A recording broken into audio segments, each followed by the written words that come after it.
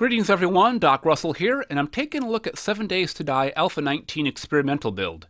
This means the game has gone through enough testing and development that they think Alpha 19 is ready and good to go, but are not making it official just yet, but anyone on PC can elect to jump into the experimental build of the game. The last few Alpha releases marked huge changes to the core of the game. Alpha 16 to 17 involved a dramatic change in both zombie intelligence and the damage ability. Alpha 18 toned down that damage, but still left in the zombie intelligence, so fights can be just as much strategic as they are aggressive, especially on survival mode where you have to earn everything. Now with Alpha 19, the core game has not changed as much, but seasoned players will still find a few noticeable changes, especially early in the game. I've played solo for 16 days on survival mode on the Navezgane map where I was just experimenting, and just played a few days on a random map and wanted to share my observations. My random map is the smaller size option of about 4,000, and it took about 4 to 5 minutes to create on my 4-year-old computer.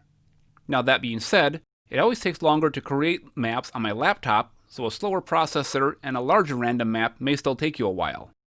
I did remove all previous alpha saves before generating the random map, and my trader did show up, unlike what some people have reported. The ability to loot a gun other than the blunderbuss before game stage 12 is very small. You can buy one, but don't expect to find one on day 2 or 3 like you could in previous alphas. Even when I hit game stage 12, I still didn't get a pistol for a few more days, and even then, just a level 1. I have a stockpile of rifle and shotgun ammo, just no gun for it. This means that the very beginning has more of a survival element to it than just base building. Food is no easier to obtain, but tried and true tactics to stretch your groceries still work. To find what game stage you are on, press the key for your map, usually the M key, then select the Player tab in the upper right. From here, after your name on the left is your level and then your game stage. While zombies have been visually upgraded, their action, intelligence, hit points, and damage appear to be relatively unchanged. So, core strategy is similar to the past. Early in the game, a melee weapon such as a club works fine for one-on-one attacks against zombies, but not as well against animals, except for birds. And rumor has it that some of the animals are even stronger now, such as bears and wolves. The Day 7 Horde was pretty easy. I killed every zombie with just wood spike traps. But if you don't feel comfortable defending against them at your base, you can use a temporary base on the roof of a random building. A flat roof is better, but anything where they don't have direct access to the roof can work. I used the roof of a hospital carport in Alpha 18 and don't see why that couldn't also work here in 19. But if you do use an existing building, have a backup plan in case they find a way onto the roof that you didn't know about. I did learn that one the hard way. As previously mentioned, food can still be an issue early in the game, especially since you have no guns to hunt with. So, looting and basic cooking are in order. I recommend starting a stable food source early on, such as find a corn patch and collect everything that you can, but don't eat or cook it.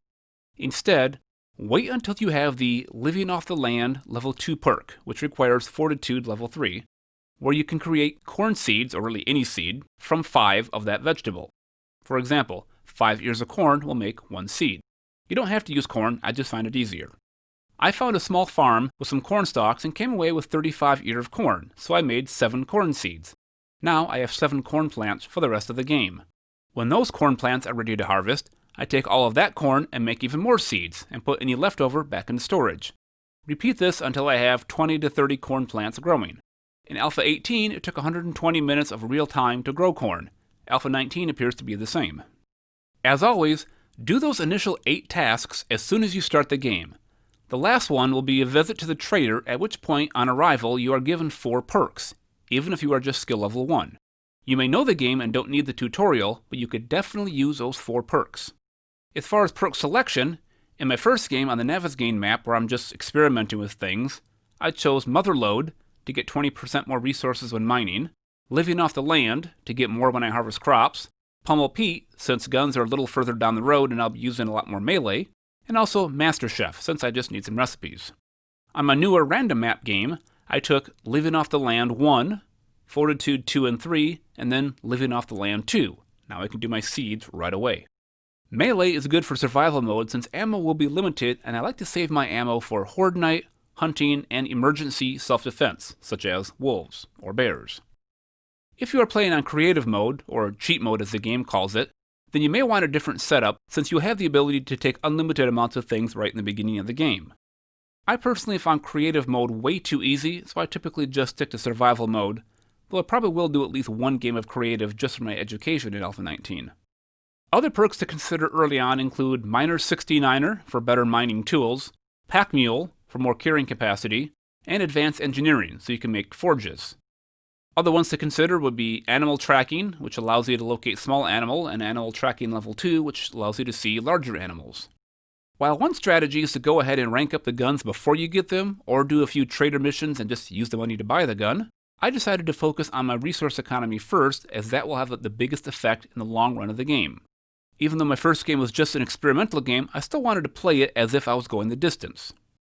Zombies still have a bonus against wood, so do not build your base out of wood if possible. It's much better to use flagstone blocks, which have the same 500 hit points as a reinforced wood block, but the zombies do not have the bonus against them. And they only cost 4 cobblestone, and a cobblestone is made up of 1 stone and 1 clay soil. Then, you can upgrade a flagstone block for another 10 cobblestone each, and that gets you 1 block that's 1500 hit points. Since you just have to dig in the ground to get clay, and can harvest stone to get stone, those 2 resources are plenty. And if you dig down a few levels from the surface, you'll likely hit stone. So in short, 14 clay and 14 stone will get you a block worth 1500 hit points. Not bad for early in the game. And I can easily have 100 flagstone blocks before the first Horde night, and most if not all are upgraded 1 level. If you leave the game during Horde night, even after the Horde is completed, they will start again when you return. Not sure if this is new, but I can confirm this as I left the game at 3:30 a.m. on the day 14 Horde night, after the Horde had been gone for a bit, and when I came back, immediately I got an incoming Horde again until 4 a.m. when night ends. There are a few normal things that are odd, such as animals running underwater and staying there for a while. Anyway, that's it for my first look at the Alpha 19 experimental build. Hopefully this was useful for you. Good day and happy gaming!